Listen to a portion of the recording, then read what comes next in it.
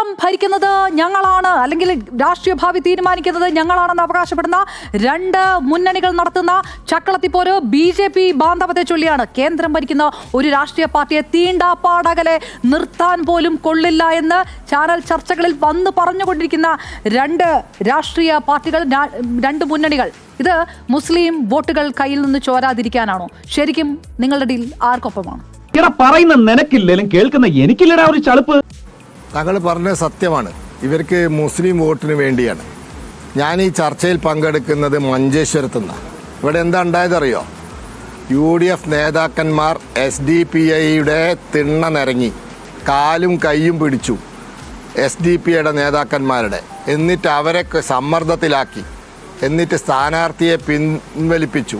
അയാൾ പാർട്ടിയിൽ നിന്ന് രാജിവെച്ചു. ഇന്ന് അയാൾ പത്രസമ്മേളനം നടത്തി ഗുരുതരമായൊരു കാര്യം പറഞ്ഞിട്ടുണ്ട്. എന്താ അറിയോ?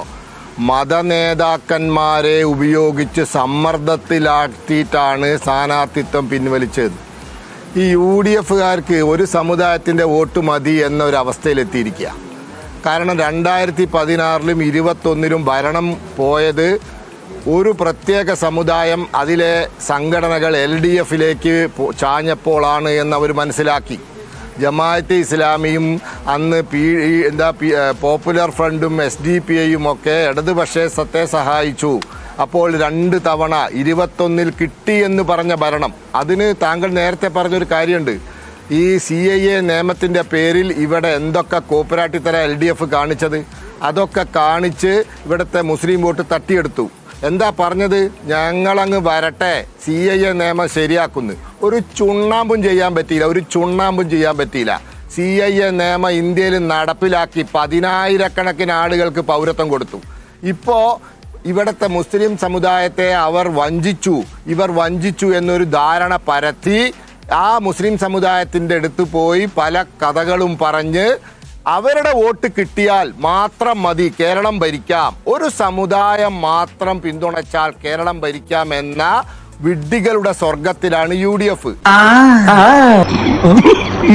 അതുകൊണ്ടാണ് മതനേതാക്കന്മാരെ മറുപടി പറയണം.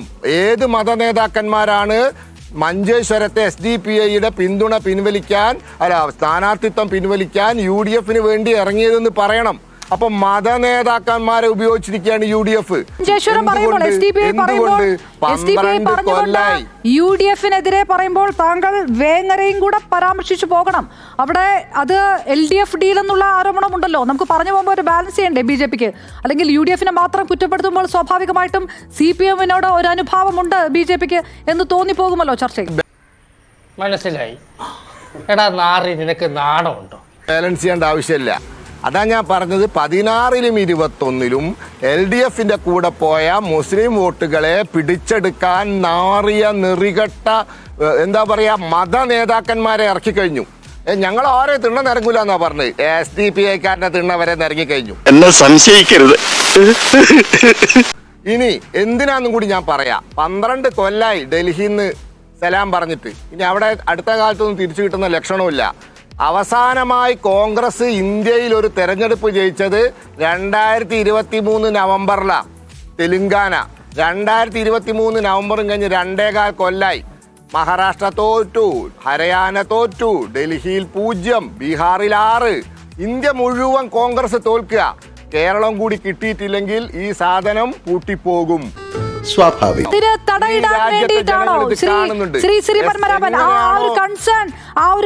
മനസ്സിലായി. അതിന് തടയിടാൻ വേണ്ടിയിട്ടാണോ കൃത്യമായി BJPക്ക് നല്ല സ്വാധീനമുള്ള സ്ഥലങ്ങളിൽ പോലും വേണ്ട 2020 പോലെയുള്ള ഘടക കക്ഷികളുടെ സ്ഥാനാർത്ഥികൾ നിർത്തിയാൽ മതി എന്ന് BJP തീരുമാനിച്ചിരിക്കുന്നത്? BJPയെ ആരും തൊടുകില്ല, BJPക്ക് കൂട്ടുകൂടാൻ ആരെയും കിട്ടില്ല എന്ന് പറഞ്ഞവർക്ക് BD JS വന്നപ്പോൾ സഹിച്ചില്ല, ഇപ്പൊ 2020 വന്നപ്പോൾ സഹിച്ചില്ല.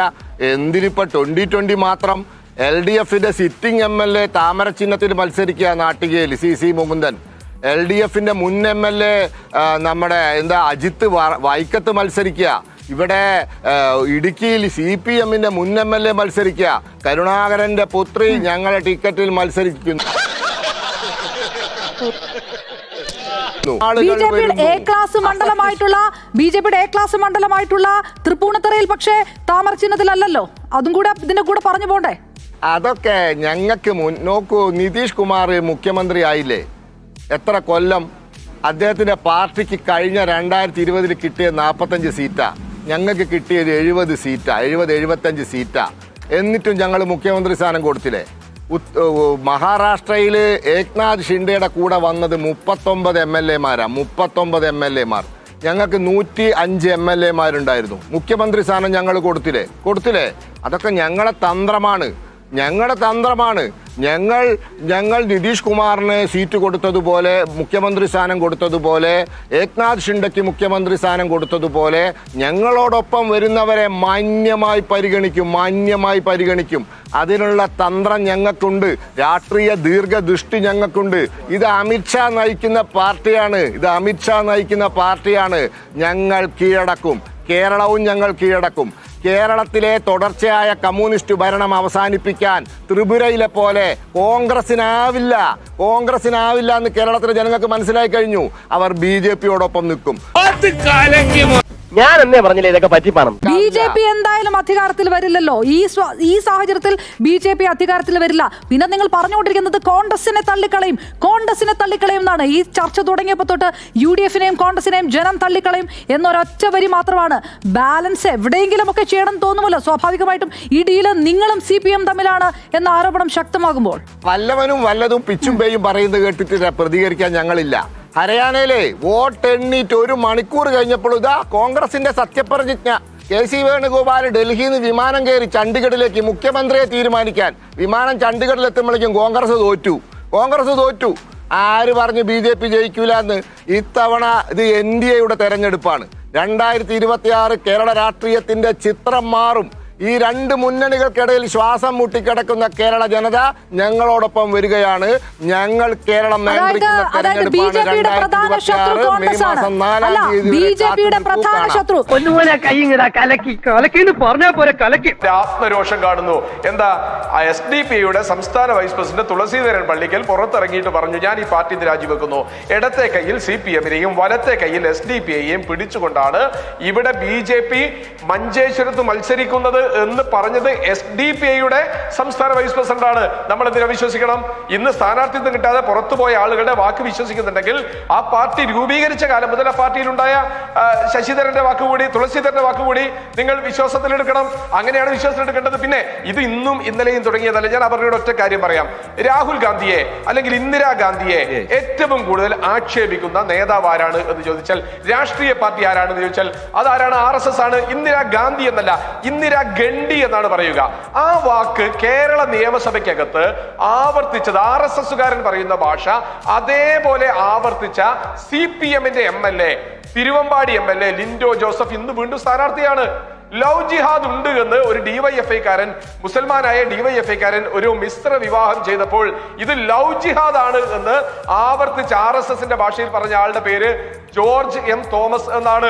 രാഹുൽ ഗാന്ധി എന്ന് പറയുന്ന ഒരു മനുഷ്യൻ ഇന്ത്യ രാജ്യത്തെ ഭരണ നേതൃത്വത്തിനെതിരെ, അത് തെരഞ്ഞെടുപ്പ് അട്ടിമറിയാകട്ടെ, CIA ആവട്ടെ, പലസ്തീൻ ആകട്ടെ, ഏത് വിഷയമാകട്ടെ, സധൈര്യം എഴുന്നേറ്റു നിന്ന് RSS-നെതിരെ പറഞ്ഞ രാഹുൽ ഗാന്ധിയുടെ, പ്രിയങ്ക ഗാന്ധിയുടെ പിറകെ ഇന്ത്യയിലെ എല്ലാ കമ്മ്യൂണിറ്റിയും വന്നു ചേരും. പിന്നെ ശ്രീപത്മനാഭന്റെ അഹങ്കാരം നിറഞ്ഞ ഭാഷ ഹരിയാന പിടിച്ചു, മഹാരാഷ്ട്ര പിടിച്ചു, അത് മഹാദേവപുരയും നമ്മുടെ കർണാടകയിലെ സൗത്തും ഒക്കെ പറഞ്ഞിട്ട് ഉദാഹരണം പറഞ്ഞിട്ട് നിങ്ങൾ വോട്ട് കട്ടെടുത്ത് തെരഞ്ഞെടുപ്പിനെ അട്ടിമറിച്ചിട്ടാണ് ചെയ്യുന്നത്. അതിന്റെ ഏറ്റവും വലിയ ഉദാഹരണമാണ് കടഞ്ഞ് തെരഞ്ഞെടുപ്പ് കമ്മീഷൻ സർക്കുലറിനകത്ത് സീൽ അടിച്ചത് കേരള BJP-യുടെ സീലാണ്.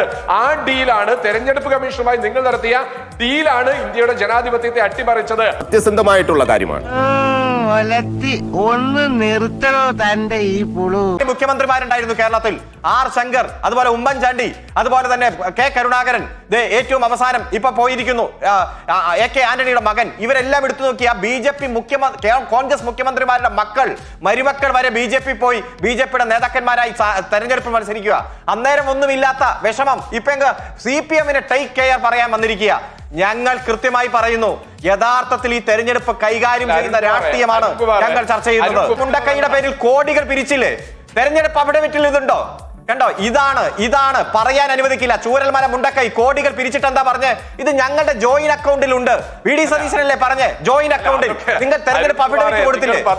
പൈസ അക്കൗണ്ടിൽ ഉള്ളത് പറഞ്ഞോ?